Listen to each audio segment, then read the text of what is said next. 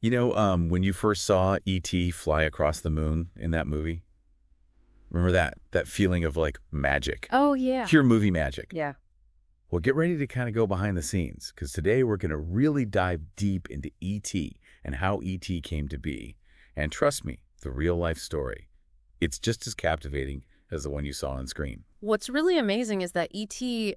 almost didn't happen the way we know and love him today. Yeah. Spielberg, he was so determined to make this alien believable, not just some guy in a suit. Right.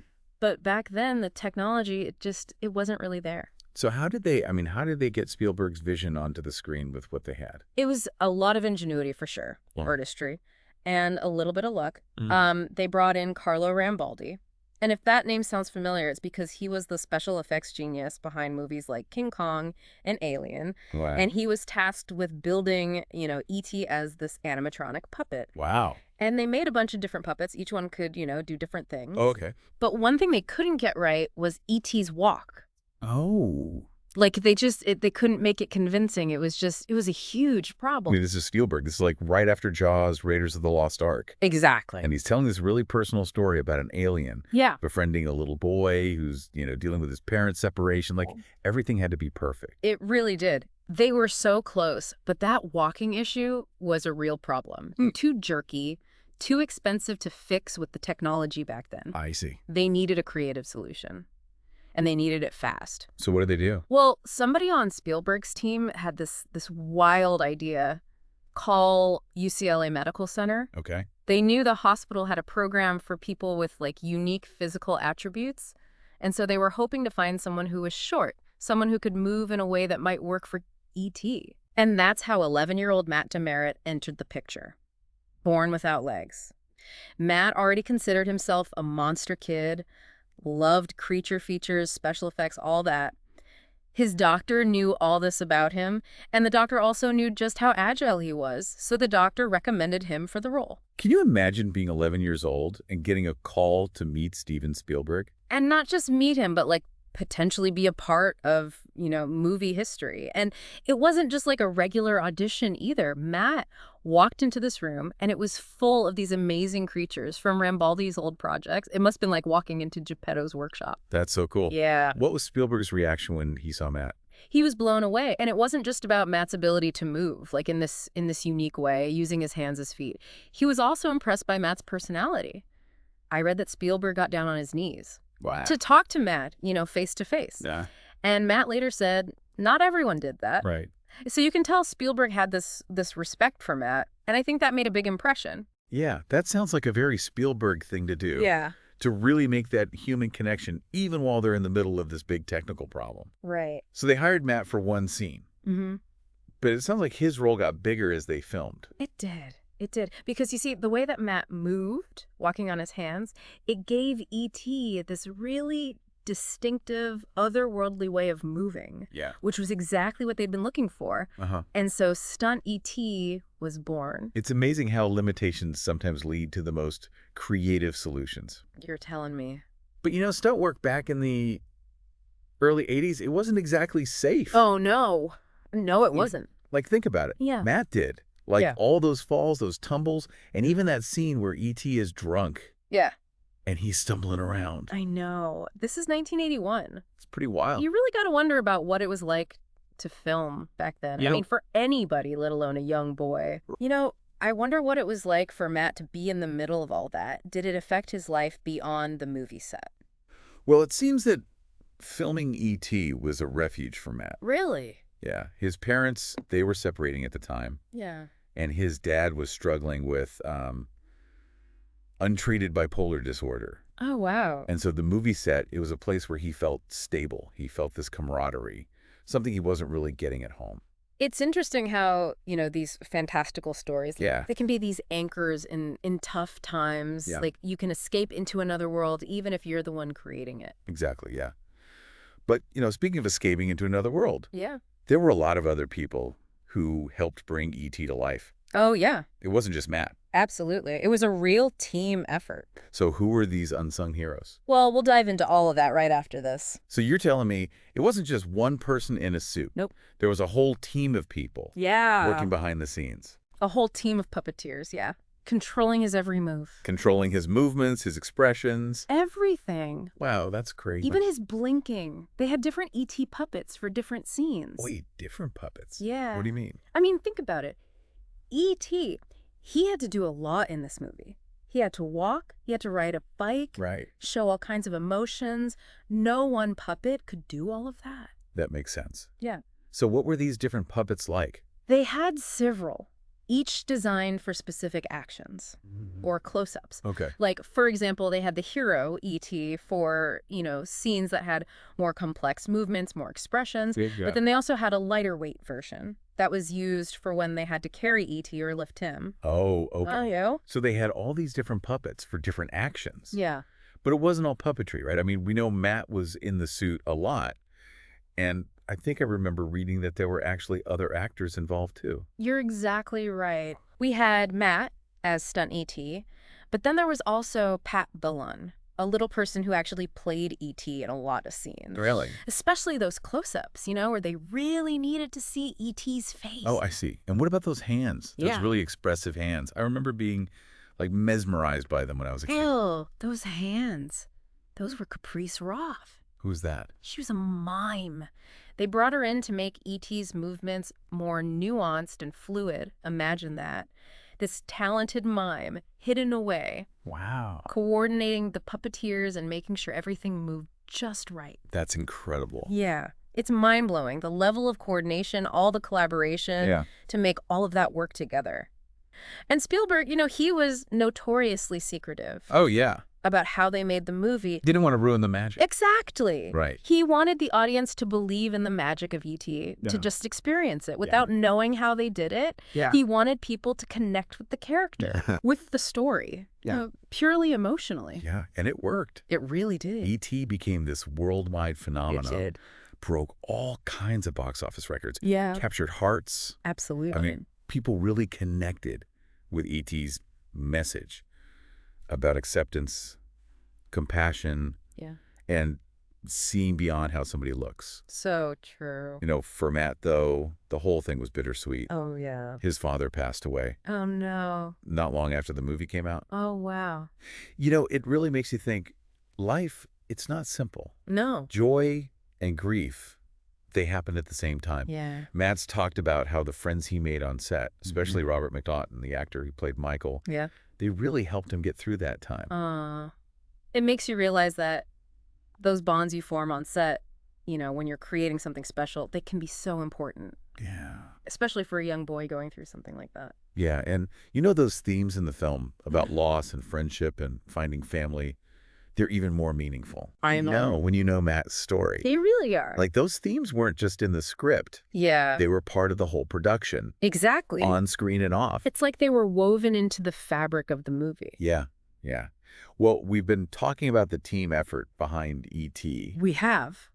but the real magic of this film, the reason Yeah. it's still so popular after all these years, Yeah. it's because it touches on these themes that everybody can relate to, That's so true. no matter how old you are. It's timeless.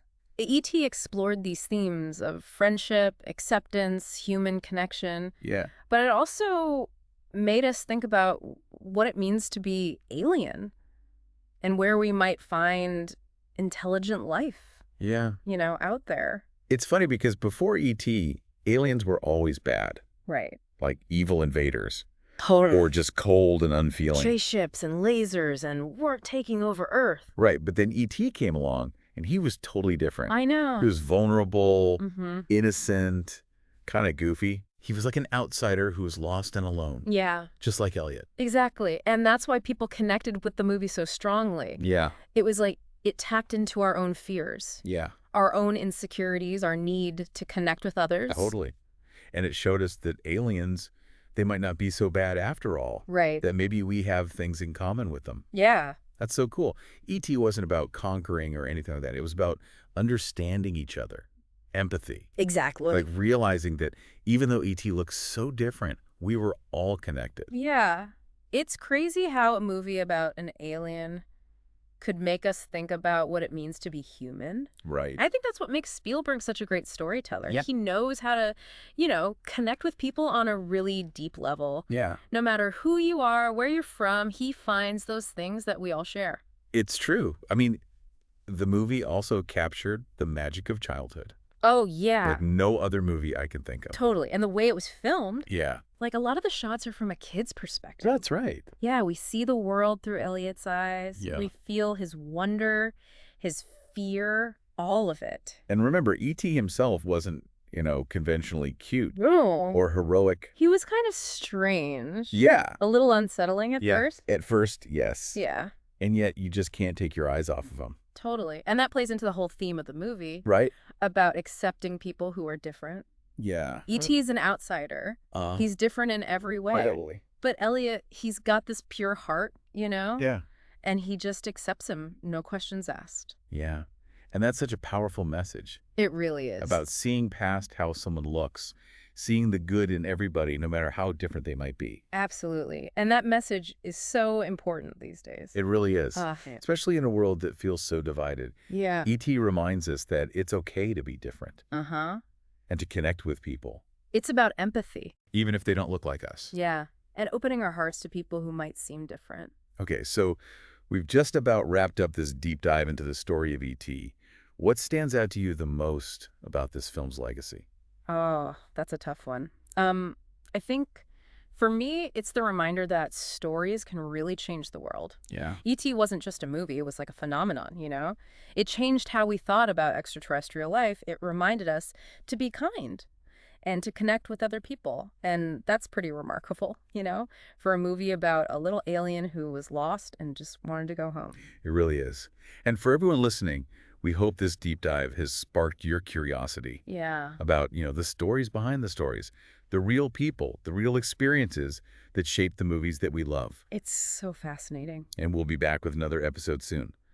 But until then, keep exploring, keep questioning, and keep looking for those moments of wonder that make life so amazing. So we were talking about those unsung heroes behind E.T. Yeah, the ones who really helped bring him to life. It wasn't just Matt in the suit. Remember we were talking about all those puppeteers? Oh yeah, the team behind the scenes. A whole team working together to control E.T.'s movements, his expressions, everything. It's amazing to think about the coordination involved in that. Oh, it was incredible. Sometimes they had up to 15 puppeteers working at once. Imagine that. 15 people. Yeah. Wow. So what were they all doing? They controlled everything.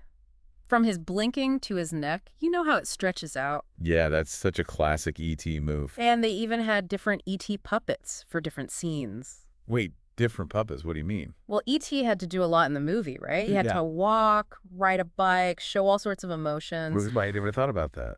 One puppet couldn't do it all. Okay, that makes sense. So what were these different puppets like? Well, they had several, each designed for a specific purpose. Like they had a main one, the hero E.T., for the more complex scenes. The ones with lots of movement and expression. Exactly. Then they had a lighter version they used when they had to carry E.T. or lift him up. Oh, smart. I'm picturing the scene where Elliot puts him in the basket on his bike. Right. But it wasn't all puppets, was it? We know Matt was in the suit for many scenes. And I think I read somewhere that there were other actors involved too, right? Yeah, wasn't there another actor who actually played E.T. sometimes? Exactly. In addition to Matt as stunt E.T., there was Pat Bailon, Oh, I remember hearing about him. a little person who played E.T. in many scenes, especially the close-ups where you really needed to see E.T.'s face. Right, those emotional close-ups. And what about E.T.'s hands? Oh, those hands. So expressive. They were actually Caprice Roth. Who's that? I don't recognize that name. She was a mime. They brought her in to add that extra layer of, nuance and fluidity to E.T.'s movements. Imagine that. This mime, hidden from view, controlling those hands. Wow, I never would have guessed. So she was kind of like a puppeteer too. Yeah, in a way. She worked with the other puppeteers to make sure everything flowed smoothly. It's mind-boggling to think about how much coordination it took to bring all those elements together. And Spielberg was so secretive about the whole process. Oh, he was. He really wanted to keep the magic alive. Yeah, he wanted audiences to believe in E.T., to experience the wonder without knowing how they did it. Right, like it was real magic. Exactly. He wanted people to connect with the character and the story on a purely emotional level. And it worked. I mean, E.T. was a global phenomenon, broke all kinds of box office I records. really did. People connected with E.T.'s message of acceptance, compassion, and looking beyond appearances. Absolutely. But for Matt, who was right at the heart of it all, it must have been bittersweet. Remember, his father passed away not long after the movie came out. Oh, yeah, I remember you mentioning that. It's a reminder that life is rarely simple, you know? You can have joy and grief happening at the same time. So true. And Matt's talked about how the friends he made on set, especially Robert McNaughton, who played Michael, they really helped him through that tough time. It's amazing how those bonds you form on set can become so important, you know? Hmm. Especially when you're creating something special like that. And for a young boy dealing with a loss like that, it must have been a lifeline. Right, and those themes of loss, friendship, and finding family, they're all right there in the film. Right, it's like they were woven into the fabric of the movie itself. It's almost like those themes weren't just in the script, but they were part of the whole experience, on screen and off. You know, it's amazing to think about how much went into creating E.T., Yeah. the puppets, the actors, the mime. But the real magic of E.T., Yeah. the reason we're still talking about him after all these years, Uh-huh. it's those themes It is. about friendship, acceptance, connecting with people. It's something everyone can relate to. Absolutely. I mean, E.T. explored those themes, but it also challenged us to think differently about what it means to be alien Right. and where we might find life out there in the universe. I mean, before E.T., aliens were always these scary creatures in movies. Yeah, the bad guys. Invaders. Right. Cold and heartless. Spaceships, lasers, we're going to take over Earth, that whole thing. But E.T. changed everything. He was vulnerable, He was. innocent, even goofy. He's like Mhm. an outsider, Yeah, lost and alone, yeah. just like Elliot. And that's where the movie connected with people. It was tapping into our own fears, our own insecurities, our own need for connection. And then it was like E.T. was saying, hey, aliens, they might not be so bad after all. Right. You might have things in common with them. And that's such a cool thought. It is. It really is.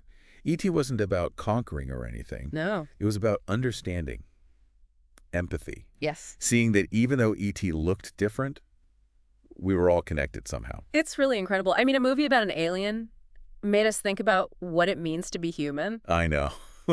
Spielberg is such a genius. He is. He really is. I mean, the guy just knows how to connect with people.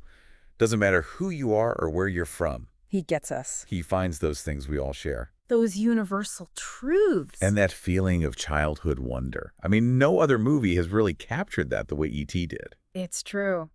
And the way Spielberg shot the film, so many scenes are from a kid's point of view. Oh, yeah, that's right. So we're seeing everything through Elliot's eyes. Wow. We feel what he feels, his wonder, his fears. Like we're right there with him. Yeah. And don't forget, E.T. himself wasn't, like traditionally cute. No, not at all. Like a cuddly teddy bear or That's something. so weird. He was kind of strange looking. A little unsettling at first. Yeah. But there's something about him. I know. You can't look away. Right. And all of that plays into the movie's message of acceptance. It's about seeing the good in everyone. Exactly. Because E.T., he is an outsider. I mean, he's different in every way. But Elliot, he's got this pure heart, and he just accepts E.T. for who he is. No questions asked. And it's such a powerful message, especially today. It really is. It's more relevant than ever. In a world that feels so divided, Yeah. E.T. reminds us that it's okay to be different, to connect with people even if they don't look like us. It's about empathy, about opening our hearts to people who might seem different at first glance. So as we wrap up our deep dive into the world of E.T., what's the biggest thing you take away from its legacy? Honestly, it's that reminder that stories can really change the world. I mean, E.T., it wasn't just a movie, it was a phenomenon. It made us think differently about extraterrestrial life, reminded us to be kind, to connect with each other. That's pretty amazing for a film about an alien who just wanted to go home. It really is. And for everyone listening, we hope you enjoyed our deep dive into E.T. We hope it sparked your curiosity, maybe got you thinking about the stories behind the stories, the real people and experiences that shaped the movies we love. Yeah, it's fascinating stuff. We'll be back soon with another deep dive. But until then, keep exploring, keep questioning, and keep looking for those moments of wonder that make life so extraordinary.